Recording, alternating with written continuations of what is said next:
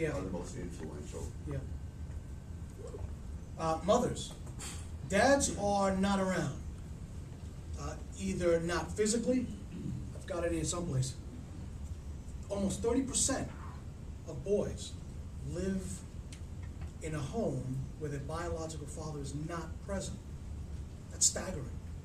I don't know what those numbers are like here, but in New York, in the Bronx, it's staggering. But the fathers at our home are not present. They're not there. One of the things that we talk about with the senior class, with the elective, is we talk about dating, relationships, and at the end, we talk a little bit about fatherhood, not enough, families.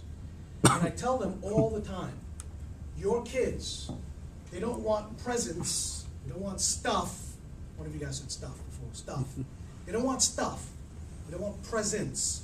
They want presence. They want you to be there. And that's a huge difference. But mom's there all the time. And the influence that mothers yield is tremendous. Sometimes it's a little bit too much. It has the potential to be too much, but it is very influential. They refer to parents now, I'm sure you know, mothers, hovering, Velcro, Black Hawk as in helicopters, helicopter mom.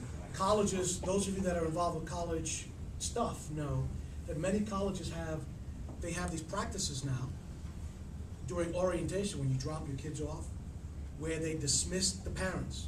They'll tell the parents, you sit over here, kids sit over here, and wave goodbye to your mom and dad. Thanks for coming. We're done. Parents freak out. They don't know what to do with themselves because they want to still be involved. Can't be involved anymore. It's over. Anything else that you can think of that might be influential? Parents, or mothers, parents. But you know, parents are very involved, are very influential in terms of sex and drugs. So if parents don't talk about drugs, they don't talk about sex, it becomes problematic. You may have seen a book called Sex and the Soul. I forget the author.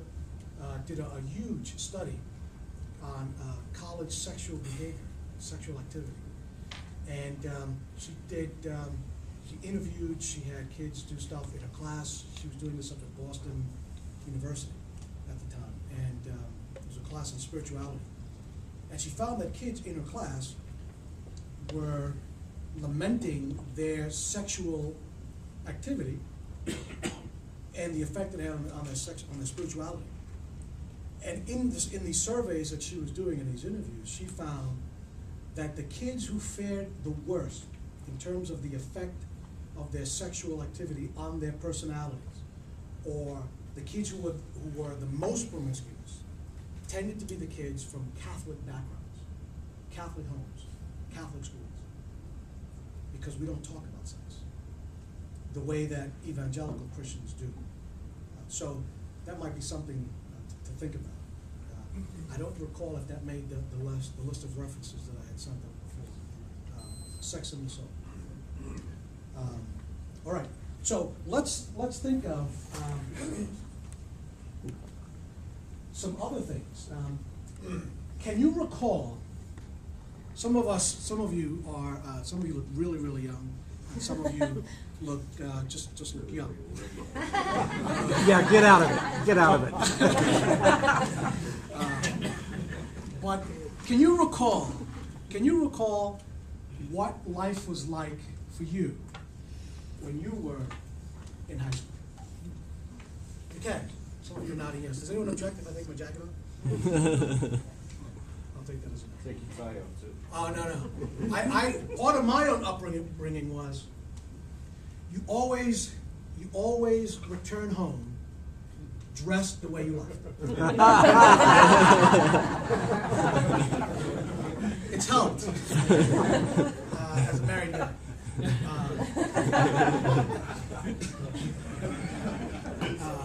I'm sorry. But who can think about that for a moment? Think about what your high school life was like 10 years ago, 20 years ago, or whatever ago. Keep going. 30 years ago? 40, 50. 40 years ago. 50 years ago. 50, 55. 60 years ago. Sold. 60 years ago. What was life like as a teenage person when you were in high school? Think about that for a moment. And perhaps some of you could share that with us, if you don't mind. Go ahead, Jerry. As you're thinking about it, just a couple of prompts. What was life like? What did you watch on television? Charlie's Angels. Charlie's Angels. What was your favorite show? Did you have a favorite song? Maybe you still remember? Do you have a favorite band? Think about Can we that. talk about radio? We can talk about radio. I have satellite radio. You kid. You mean the Up crystal until set? the 9th grade, my family did not own a TV. Yeah. So So- we walked to school. We did not have a car. There were 13 kids in my high school class. We all had to be involved in everything if anything was going to get done. Everybody in town was home at 5 o'clock for an evening meal to which most of the family sat down. Yeah. Most of the activities centered either around the school, the parish, or local community activities. I was just thinking they were advertising an Easter egg hunt on something or other.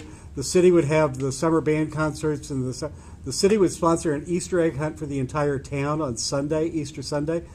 You couldn't do that today. In terms of favorite songs, Elvis had just hit the scene. The Beatles were yet to come. So Elvis was obviously the big song.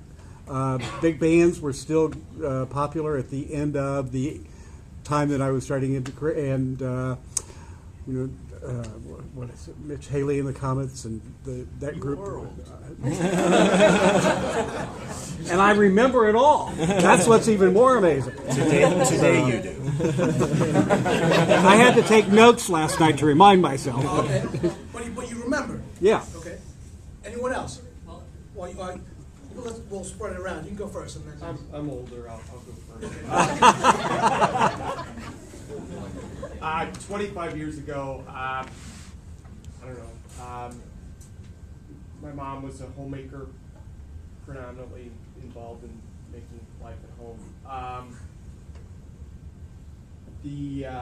Everything as a teenager, everything centered around school. If it wasn't home, it was school, and a lot like Don described in terms of a meal where, unless somebody had a practice or something on occasion, we were all present. There was no cable TV in my house until after I left home. did it exist? It existed, but it wasn't the norm that everybody had. It was mid-1980s. So there were 6 channels to watch on TV.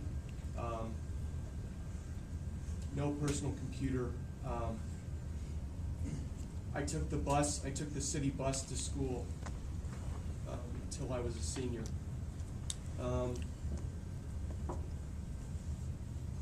My parents didn't know a whole lot of what was going on with me, and they trusted that the teachers that I had were kind of on the same page with them in terms of what my life was supposed to be about. That's a very good point. Because oftentimes that's not the case. And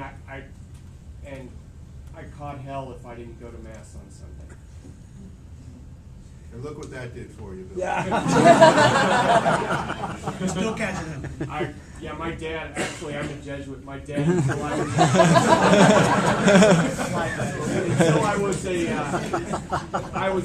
true story, not to digress from you, but I was a deacon. I was ordained a deacon in theology studies. No, temporary deacon, and my father was still asking me on Sunday night, long distance, "Did you go to mass?" I have to go to mass every day.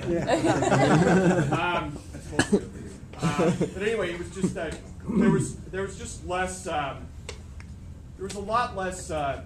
My sense of things is that my life had a lot less stimuli from external media in all sorts of ways. A lot less. My life was pretty clear as to what I was supposed to do and be about day in and day out. And yet I still had fun. I still had my favorite TV shows. I still liked music. I think the F word is significant fun. I don't see a lot of teenage boys having a lot of fun. There's a lot of pressure.